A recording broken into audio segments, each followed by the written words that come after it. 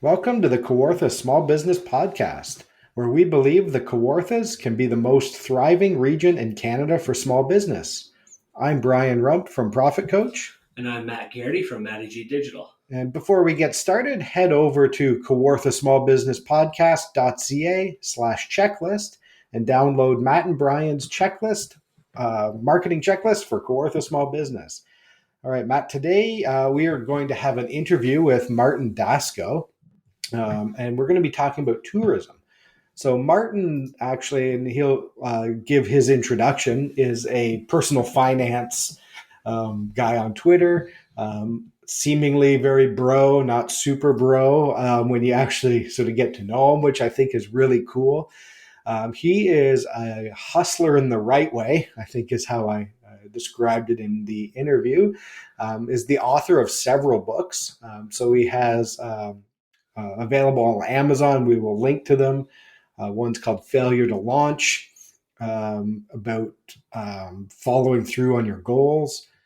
He has a book on freelancing, Start Freelancing Now, How to Make Your First Dollar Through Freelancing. The one we're going to dig into a little bit is called How You Could Start Making Money with Airbnb Experiences Today. And that's about starting a side hustle that brings in money. He has one on dating called I Like You as a Friend, which he wrote several years ago, which I read and thought was pretty funny. One's called Next Rounds on Me, How to Achieve Financial Freedom in Your 20s. And one, So You Want to Drive for Uber, about driving for Uber. He is, tries lots of things. He's been a WWE wrestling villain. He sort of works out and really lives life.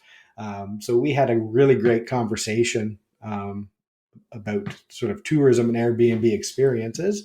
And before we throw to that, what are some of maybe your initial thoughts on that type of conversation or coming into tourism season? Where did you find and meet this guy? Oh, totally on Twitter. Oh, really? Yeah, just a guy on Twitter. And I have sort of a group of, I call them my Twitter friends. You sort of interact over the course of a few years. And I've been wanting to meet him in person or just for a while. And I was reading that book and I was like, oh, that's what we need here. Like Airbnb experiences.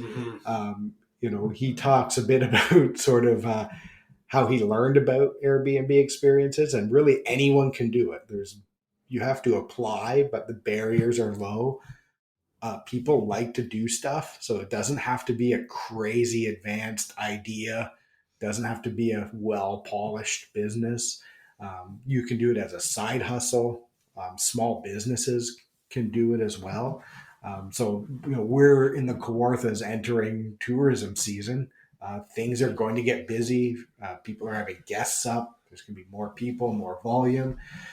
So what I like about Martin is he's always like tenacious and like, how do I make money?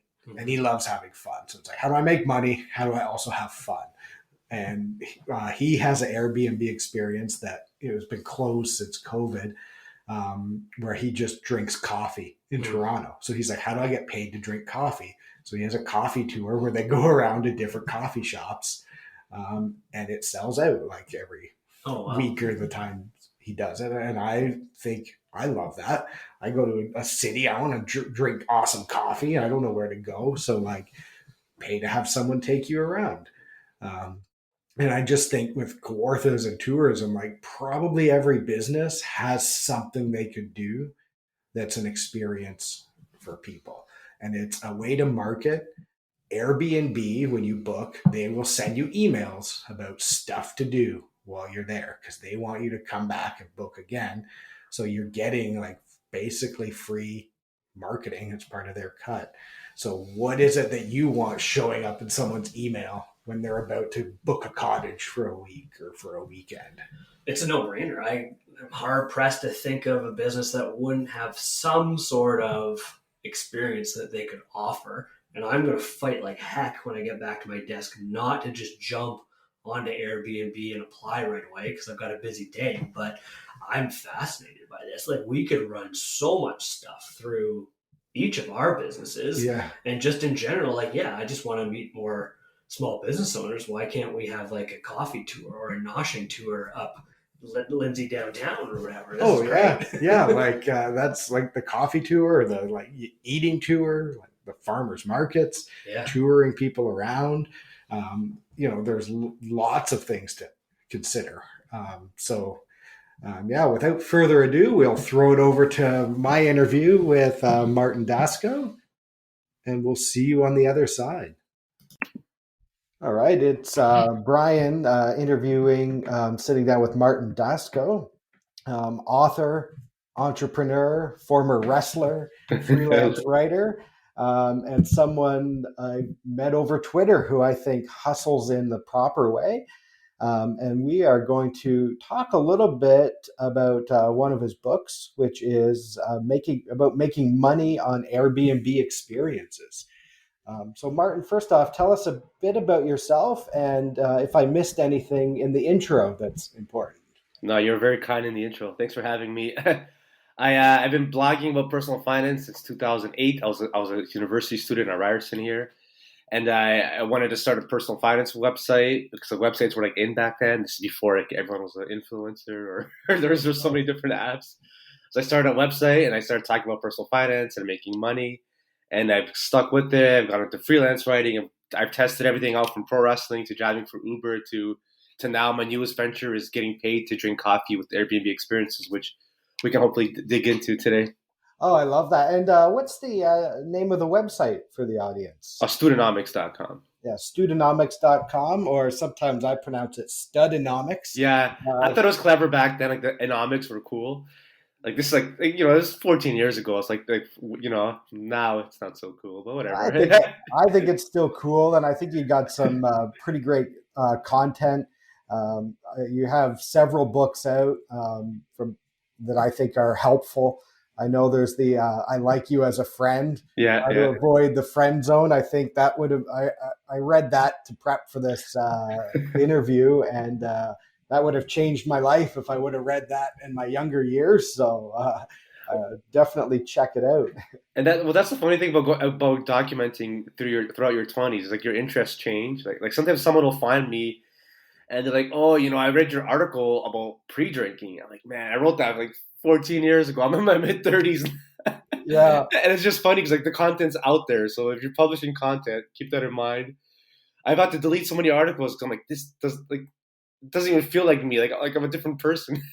I think it's really cool, and to me, it's something that's interesting. And in the world we live in, you can sort of see that changing over time.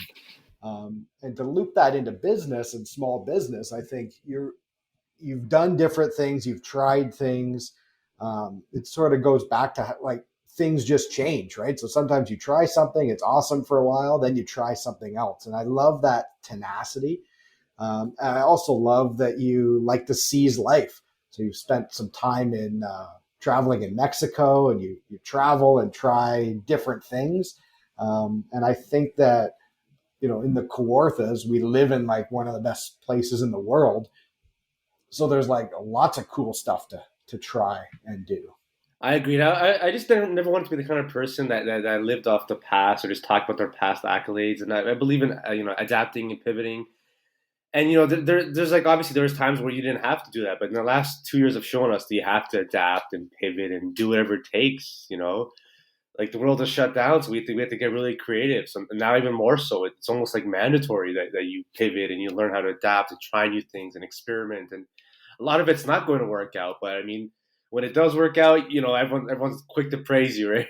Oh yeah, they're quick to praise you, and you're so right about that pivoting. So when we were planning out some of our content for the podcast, we're at the end of April. We have tourism season coming up.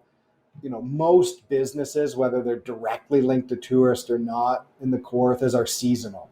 So we're coming into busy time. We've had a few years where people have been shut down. They've dug themselves some holes. Yeah. So it's like time to like seize life, get tenacious, and like think outside the box of like, how are we opening up our businesses? What are we doing to, make money?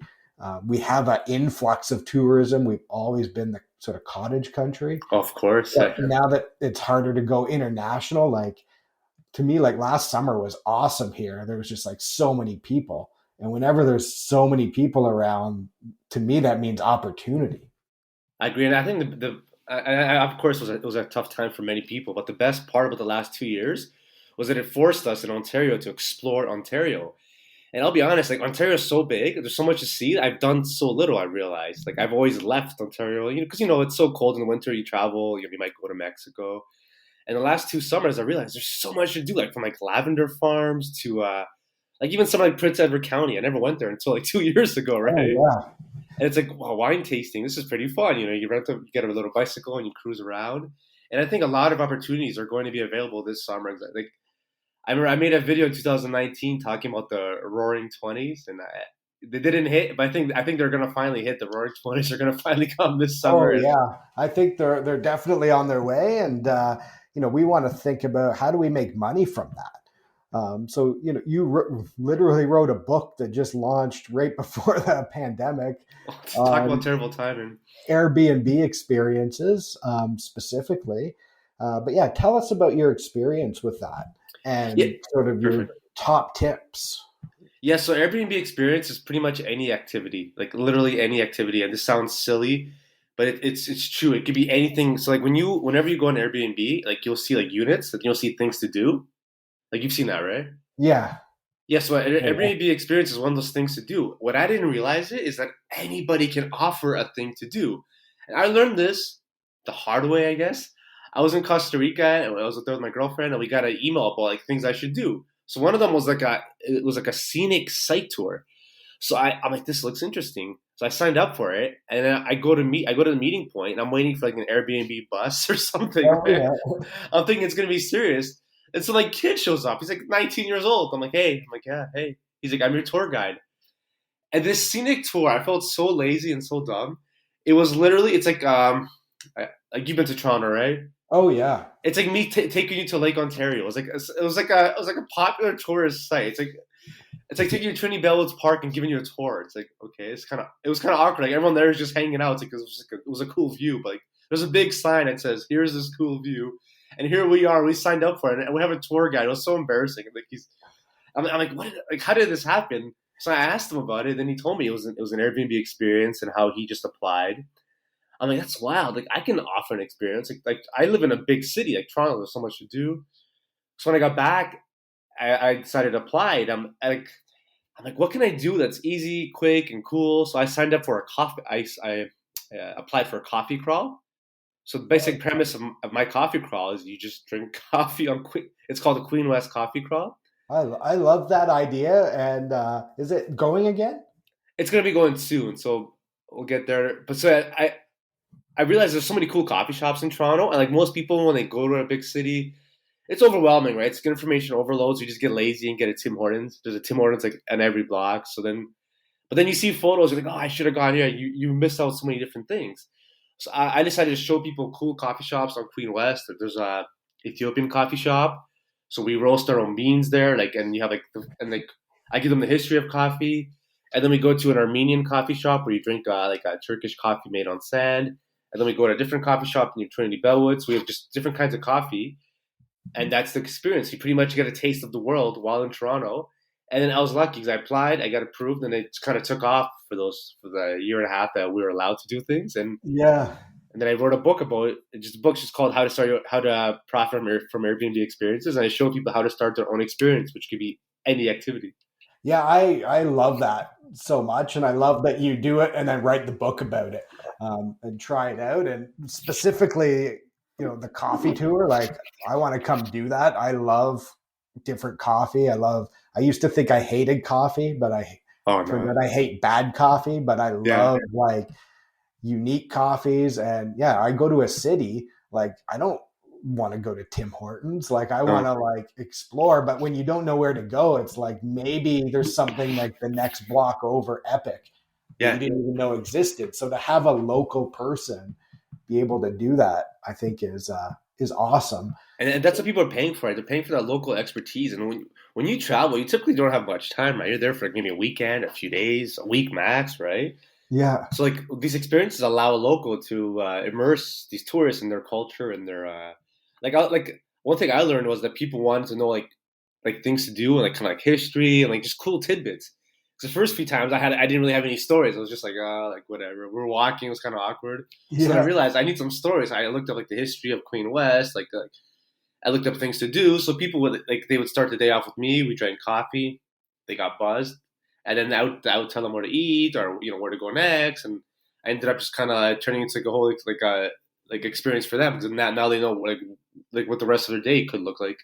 Yeah, and I think that's what's I think really important is that local knowledge of what to do.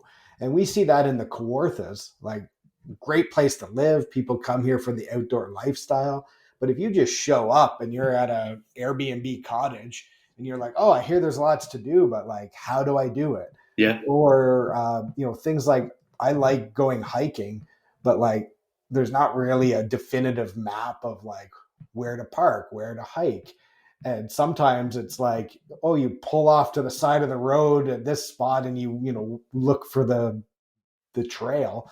But to have someone local who's like, hey, pay me, some money and I'll take you and show you those, I think it's a great idea. And if you're thinking as a business owner, if it's worth it, it's like, yes, it is worth it because everyone that's, okay, I don't say everybody, but most people that are coming into it, the Kawartha Lakes or any cottage place are doing it through Airbnb. Yeah. Unless you're doing it whatever Facebook Marketplace or I'm sure there's other sites, but like let's just say majority are coming into Airbnb, and Airbnb they do all the work for you. So what I learned was like it was kind of funny. I had a buddy coming in one weekend to visit from out of town, so he books his Airbnb, and then he gets an email from Airbnb saying, "Here's what you should do," and it was my coffee crop. Yeah, that's awesome. So like, Airbnb they'll do the legwork for you. So you sign up, you get your experience approved. And then you just schedule it. So obviously, it's common sense. If you're going to do like a coffee tour, you're probably going to do it on a Saturday morning, not Saturday night. Yeah. If you're doing a wine tour, it might be Saturday night. So you just schedule them out. So then everyone that's coming in will get an email from Airbnb that now it's a thing to do. So like, I mean, they might say no, but like if I'm staying somewhere like a cottage and I get a list of things to do, and there might not even be that many things, right? If there's 2 things to do, I'm like, I want to do this. And if I'm with 8 people, chances are they're going to all want to come to that hike or come on that wine tasting or come on that whatever the food tour, and then you're getting all that money from all these people, and then they're going to tell their friends about it, so they come, and it's just money for everyone. Yeah, I think it's great, and it's putting it right in front of people what to do versus making them try to guess what to do. So you're just serving it up on a silver platter, which I love. Exactly. If you already have any kind of business that does any kind of activity, it's a no-brainer. It takes you 20 minutes to fill out an application. You apply and you would just schedule a bunch out. And like worst case scenario, nobody signs up. Okay, but somebody has to sign up. Yeah, someone's going to see it and someone's going to sign up, which I think is cool. Do you know about with Airbnb? Are there concerns with things like insurance or waivers with that? It depends on the activity. Yeah, it depends on what kind of activity it is, right? Like obviously, like that always falls on you though. Like I hate to say it, but like it's your responsibility. If you're gonna have somebody horseback riding, like that's you on you. Figure that out, yeah. So I had actually had a dating website. I wanted to have singles come on my coffee crawl, but they needed insurance. I'm like, what? If someone's gonna drink hot coffee? Oh, but insurance is something you have to figure out. Like Airbnb does offer support, but I mean, it depends on the level of risk involved in your activity. To be honest, like. Yeah, definitely. And I think that's just something to think about. And I think sometimes businesses will overthink insurance a little bit, or sometimes it's maybe hard if you're doing it as a side hustle. Yeah. But if you're an actual business and you actually check your insurance, there's some pretty cool things that you can do. And you can do whatever, have waivers and like, because you tell guests what to bring or what to do. So you could explain everything. Then you could say like, I've done many experiences where I have to sign a waiver. That's just a part of life. You understand that, and I mean that's obviously you need some legal advice. Like if you're gonna have people doing something wild, like white rafting or something like intense, you obviously you got to figure that out, right? It doesn't matter where you're promoting or publishing that. Yeah, which I think is cool. But I know I love the idea of the smaller experiences. Yeah, it's like anytime you go to a new city, it's always great to like hire a guide and have them take you around versus, the big tour bus type of thing. Well, I looked up experiences near you guys just for fun. Awesome. So I'll just rattle off a few. There's there's a guided photo walk session. For some reason, anything to do with photos is huge on Airbnb experiences.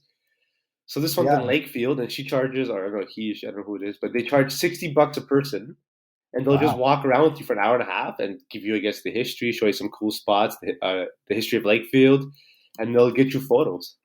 Yeah, and I think that is cool. I mean, I'm not really a photo person myself, but that's why some people go on vacation. Like you Yeah, want of those like Instagram photos, course. you want those memories. So you're gonna want to go to like where are those best photo op spots, And which like, I think and is you don't great. want to be by yourself walking around and you don't know where you are. If someone's giving you the history, they're taking you on a tour and taking photos. You're like, wow, it's kind of like a no brainer, right? Yeah, it's really cool. I know someone else I know, they love doing like bird watching ones. Oh It's yeah, like they go to a place and people love getting up early and going to see birds. And when you know where like the good spots are, there's value in that to like show yeah. people that stuff. And there's a fishing guy. This guy will take you on an all inclusive fishing trip. You park on his driveway, and he just takes you in the water, and he charges you $150 a person. And once again, like if I'm traveling to the Kawartha Lakes, like when I go to colleges, like fishing is one of the fun activities you do, and Yeah. hopefully you have a boat. But chances are you might not have a fishing boat or have all the tools, and someone here will just take you and do everything for you. Yeah, which is really cool. Or you don't know where like the rocks are in the lake, so you don't want to That's true. like just all of that stuff. Like it's nice to have someone local. And also hiking tours are always big. Like there can never be enough like hiking tours, food tours, coffee tours, or anything with things to do. People just want activities, and everyone goes to a cottage for different reasons. Some people want to drink wine, so you offer a wine tour. Some people want to hike, you offer them hikes, right? Yeah. Or you show them the scenery. Yeah, which I think is just a really cool thing to do.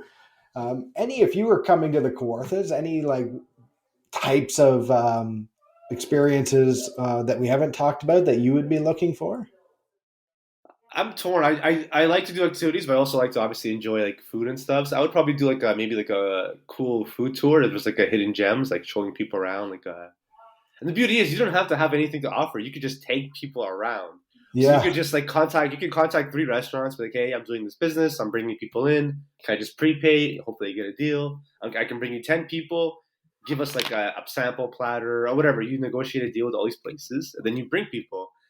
And that's also another issue when you travel. Like eating is probably one of the biggest concerns. After you find something to do, oh yeah, you want to eat dinner, and you don't want to go to like the crappiest place, right? And you don't want to order the worst thing. So if someone offers a food tour, I try to do things like that, food tours or pub crawls or coffee tours. 'Cause I want someone to show me the best options.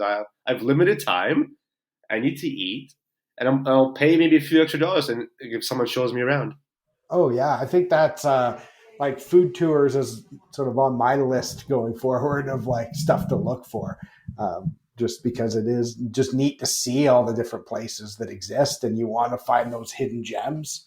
Yeah, and you want someone to curate it for you, and you don't want to like leave a place, and then when you come back to work, people are like, "Oh, did you try out so and so?" And you're like, "Ah, no, I didn't know, right?" Yeah. Like you want to get the most out of your travel, especially now that people haven't traveled for 2 years.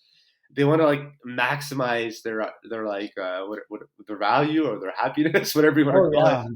Yeah, maximize their utility. Yeah, We managed to bring in some economics terms. It's one of our jokes on the podcast. oh, is I it? teach economics at Fleming College. So we'll talk about economics makes you fun at parties. Oh, We bring that in. So yeah, we learn to maximize our utility. So put the fun in fundamentals, right?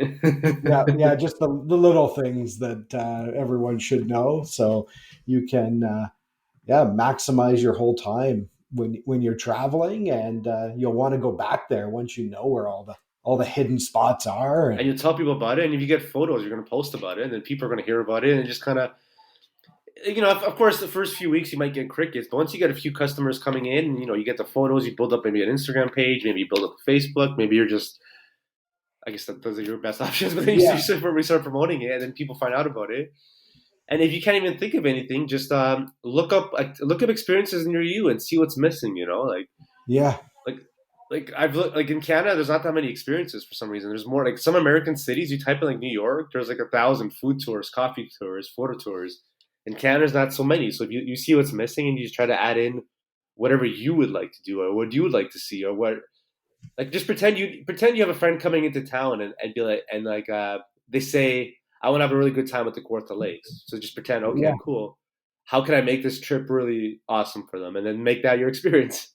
Yeah, that's a really good idea because we talk about in tourism. Some people have said, people want to show off their town a Yeah, little bit. So, like, if you own a cottage and you have guests coming up, like you probably have a go-to. Okay, here's what we do Saturday yeah, morning, and then Saturday afternoon, we sit on the dock and drink yeah, beer. But for the people renting the Airbnbs, they don't have the friend who owns the cottage yeah. You don't know to what the take deal them is. You don't around. know. So You know what you locals do.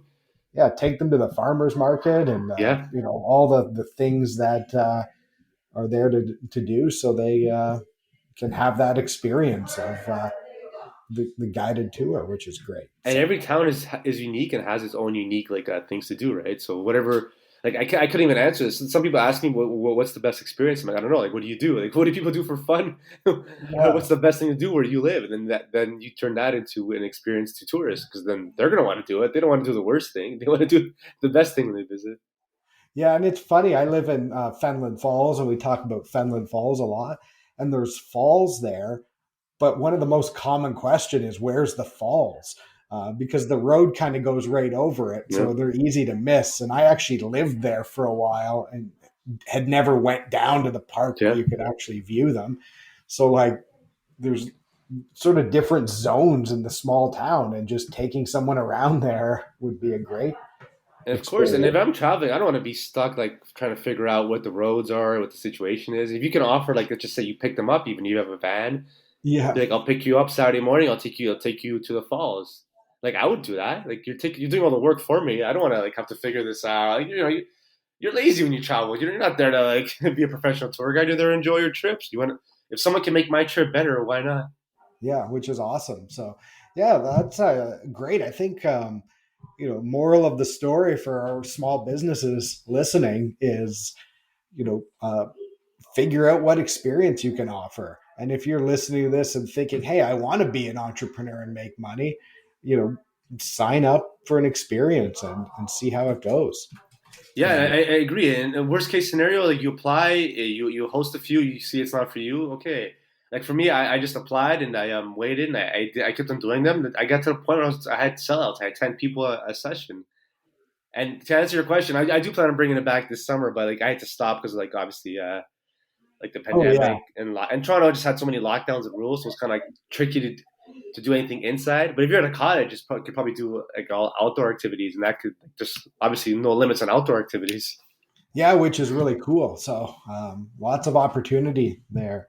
Awesome. Any final thoughts as we sort of wrap up talking about experiences and suggestions for our listeners? Yeah, just to think about whatever, like I said before, whatever you like to do, and just try to pretend your friends coming from out of town for a weekend, and just list out different things you could do. So obviously want to take them to the best coffee shops. There you go. There's a coffee crawl. You want to take them to the best activities. There's an activity tour. You want to take them to the best wineries or whatever is around there. That's another experience. You have three business ideas right there, and just help people curate the perfect weekend, and you'll get paid. Awesome. I love it. And on that, thank you very much for joining us Thanks for having today. me. And check out Martin on Twitter. We will, in our show notes, link to him and his pages and also to the books. Thank you so much. So that was my interview with Martin. And as part of this, if you are listening and you are curious about Airbnb experiences, I would like to buy you a copy of Martin's book. So send an email over to set it up at kawarthasmallbusinesspodcast.ca that says, Brian, please buy me this book. And I will do that. Limited supplies is applicable. But definitely do that. It's Amazon ebook, so we'll figure out the logistics, but you should definitely read it because if you don't have 10 ideas right now for Airbnb experiences, we'd like to help you with that. So any final thoughts, Matt? Yeah, and if it's not that ebook, pick up the one where you can get your way out of the friend zone. Yeah, It's invaluable. that's I joked on the interview about I should have read that one when I was a lot younger. I think it applies not just to dating, but it applies to, business. So That's a great point. out of the acquaintance zone into the customer zone. So I think that some of the same principles apply. That's great. Yeah, out of the prospect zone. Yeah, out of the prospect zone. Martin, we got you a new edition of the book ready to go. And with that, for your business, if you're thinking, oh, this doesn't apply to me, I think it would be a fun exercise just to see how it could. So if you're thinking there's absolutely no way I could offer any sort of experience that anyone would want to pay money for, I think it'd be fun just to try to come up with those ideas, because it might lead you to somewhere else that's a good idea for a product or a marketing idea. But I think it's fair to say we would love to help you. If you want to start an Airbnb experience, figure out how it could work for your business, Matt and I would love to have that conversation with you. We're throwing money around on the end of this podcast now at this point. Throwing money. But if you cannot think of an Airbnb experience, come talk to us. If we don't come up with a half decent good idea for whatever business you have, I will buy you a coffee and we will sit down and chat, and I will apologize profusely for wasting your time. Oh, I love that challenge. So you can set that challenge up by emailing us at setitup@kawarthasmallbusinesspodcast.ca.